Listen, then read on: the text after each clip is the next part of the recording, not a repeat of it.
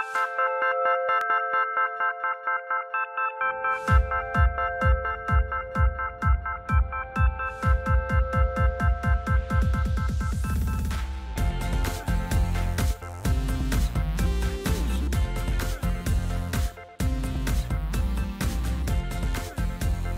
alive!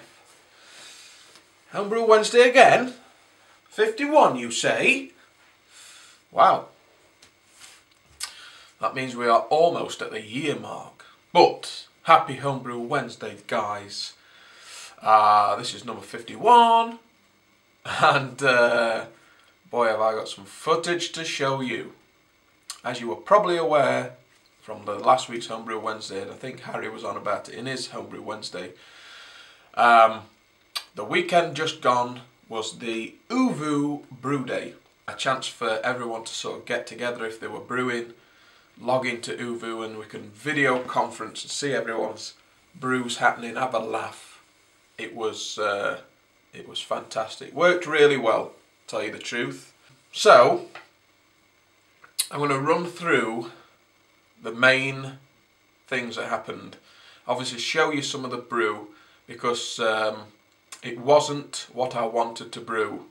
What happened was, in my haste to order the grains, for some unknown reason, instead of ordering wheat, I ordered flaked oats. I don't know what I was thinking, but there you go. So what I wanted to do was the Hogarden clone again that I did in September, and so when I come round to brewing, realised that this ain't no wheat beer. So I thought, don't panic, come on, you know what to do here, just make it up as you always do. And I was quite happy with the results. So let's start at the very beginning. Buongiorno Italiano. Hey, listen. Come closer. Get away! Guys, it's another brew day. Holy shit, man. 3 in a row. I've had to go to the brew shop and get another carboy because I've got them filled. That's how much brewing I've been doing. But look over there. The stout is on the left, and I think that's finished fermenting. We're going to check it in a bit. And also the Vienna lager on the right. So I've dragged her out the chamber, turned the heater on. I have bought some more of the same WLP 550 from White Labs. Now, yeah, this stuff is quite dear. To buy it and deliver it, it's cost just under £10, which is, you know, quite expensive. But if you do what Harry did, and that's make a starter out of it and split it up, you've got yeast for other brews. So when I get my stir plate sorted out, I can do that, but I have no means of doing that yet, so I ain't too worried about it. I'm just going to dump it in and forget about the costage. So yeah, I've got the grains here, look, ready to go. We're preheating the mash tun, and Ovoo is ready and waiting when the guys get up and start the brewing. So yeah, the night before today was the cast, Harry's cast. I injured myself twice during it. Don't ask me how you can do that while sat at a computer, but the first injury was caused by a leffy. Got it out of the fridge, ran upstairs, sat at the computer, got the cork halfway out, realised I'd forgot my glass, went running downstairs. As I'm running downstairs, the cork flew out, hit me right under the chin. I had to laugh because it was quite amusing. And then the last one was when the cast had finished, or when I left and went to bed. It was completely dark, tripped over a box and fell completely flat on my face, banged my elbow on the radiator and scuffed my toe. So yeah, it's a dangerous thing, this casting, or even watching a cast. But it was a brilliant night. Harry managed to shut down Vaughan completely by showing titties, which is, you know, brilliant. So so yeah, let's get on with the day. Yes, so after realising the mistake and having a good laugh, everyone was finding it very amusing. Let me shrink myself down again. I think that works quite well. Let me know if it doesn't, and I shall try and change something up if I feel like it. But at the minute, I feel that this is probably the best way to explain a brew day without lengthy footage of stuff that you know how to do anyway. So, works a treat. So the mash was extremely thick, as you can imagine, oaty, like making porridge. And I must admit, I was slightly worried at just how thick the mixture was. I thought to myself, this ain't gonna work, man. You're gonna get in some trouble with this. That is thick as dog shit. But it smelt fantastic, and we did have a bit of a laugh about it, and Harry especially found it amusing. But the runoff started, and I didn't have any stuck runoff into the bucket. The mash ran off nice and clear as well. It was really good, and then obviously the sparge sort of helped it out, and sort of it come together. And this is what we ended up with, ready to go into the boil pot. The colour on it was quite pale, but it had a lovely colour to it. So of course all this was happening whilst we were oovooing. So let's show you a bit of the oovoo footage that I managed to capture. What do you say, bagpipes? Yeah, you'll be playing them. Oh look, he's got... Well, there's not really too much to see, is there, when it's going on? It's all happening inside the pot. Yeah, I know. I realised on mine when I'm doing the cast, when I'm doing the brewing, I've got an hour of like just stood in front of the camera trying to. I'll be back in an hour. I've got things to do. That's why I thought it'd be good if we all got on, because then I thought we might all be at different stages. No. We've all got nothing to see. Probably got 15 minutes left. That's when the fun starts. Are you mash sparging then, Barry, or fly? Well, this one is only now fly sparge, but it's only 2 litres. Because the mash water was 36 litres. And then the sparge with 2 litres. Yeah. That's a lot of water to mash in with. Yeah, I know. Yeah, I'll show you the mash tun that's just full to the brim. Bloody hell. I don't want to get pissed.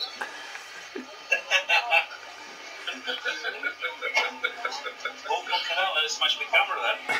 What am I doing? It was easily one of the best home brews that I've had sent to me. And I think he used Belgium Oat extract for it as well, so it wasn't an all grade.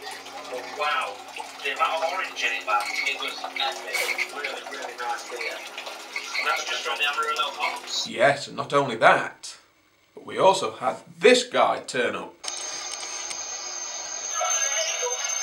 Well, look who it ain't. Yes, Mr. Paul Wicksteed. He set his alarm for, I think it was about 5:30 in the morning, 6 o'clock. And so he arrived in the oovoo and started his HBW or one of them, which is testing out. So it was fantastic, because as the sun was going down here, the sun was obviously rising over there. Never gets old, that. It's obvious that's what happens when the sun goes down, it comes up somewhere else. But it was fantastic to watch, and obviously watching someone in New Zealand brewing at the same time that you're brewing, and watching everyone brew from around the UK, it was a good laugh. So we got her in the boil pot, guys.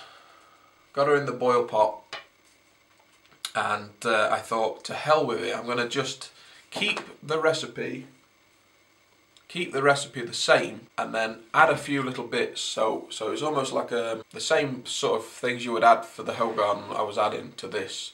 this Belgium Oat, if you will. We had the East Kent Goldings, which was the hop that I was using for the brew day. The colour was changing now, and it was sort of looking more of like a blood orangey sort of colour. And then obviously towards the end of the boil, 15 minutes towards the end, we were adding the sweet orange peel and the coriander seeds to give it that Belgium-y taste. And of course the runoff. Will it run off again? Was it just a flash of the pan the first time using the bazooka hose, or would it actually run clear all the way? Well, let's find out. She ran clear. She ran clear right to the very last drop. I'm really pleased. I'm impressed with the bazooka hose. I think it's fantastic. The only worry I had with it was resting the wort chiller on top of it, but it seems to be holding its own in the pot. It really is worth spending the £8 to have a brilliant end to brew days. And of course now look at the colour of it. Ah, beautiful. I was really happy with it. The starting gravity was 1050, so hopefully it's going to be a nice drinking sort of Belgium beer, hopefully. But what came out of the test tube tasted brilliantly. I was really impressed with it. So out of the mistakes that started, and feeling a bit sort of, oh shit, it's happened again, I've got to improvise. But what actually came out of it was a good looking beer, lovely colour to it. The taste was superb. You could just tell it was going to make a good beer. So I'm looking forward to that. Once it's done fermenting, it'll be put onto some more coriander seeds in secondary, and I'm looking forward to trying it. So while we're talking about beers that are looking good, let's talk about the stout. The stout has finished fermenting, guys. Finished at 10:11 from 10:58, so I think it was like 6.5% or something like that. I wrote it down somewhere, it's probably in the brewery.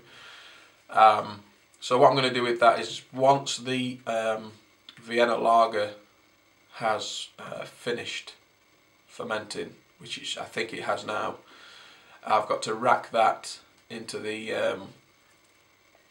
keg, and I've got to bottle some, and then that leaves me a fermenter clear so that I can add the stout to the secondary ingredients, which will be coming up probably in the next week's Homebrew Wednesday. Yeah, like I say, the Vienna lager looks good. There's the odd bubble coming out of it, but I think it's sort of coming close to the end of finishing. And that's about it, guys. That about wraps it up. Of course, the Ovoo went long into the night. It was sort of 10 o'clock, half 10 when I went in, because I was summoned. I was summoned into the house. But Harry got the old choo-choo out, was cooking bacon on it. It was brilliant. So that's it, guys. I had a bit of news today, this week, and I don't really know how much to talk about. But basically, in a nutshell, I went to see one of the sponsors that I wanted to get involved with the SJ Pour beer, and basically what came out of it was not what I was expecting at all. Basically, the guy had seen the videos that I'm putting up on the channel, and basically wants me to be the face of all grain brewing for his company. I was shocked. I didn't really know what to say, but he said he wanted to push into all grain in the shop, and he wants my help to get it there. He wants to put some videos together for the website, and make a separate channel, I think, to advertise it, and brew days, I think, in the shop and stuff like that. So a lot of information to sort of take on board and process, which I'm still doing. But yeah, he gave me a beer kit as well, which I've got to try, an Imperial Stout. So I shall give that a whirl, and I'll let you know what I think about it. But yeah, obviously when the news sort of floods in from the decision that I make, and the contacts back and forth from him, the emails come rolling in about what's happening, I shall keep you all informed. And that's it, guys. So stay safe, keep home brewing, pinky out. I'll see you all soon. I'm gone.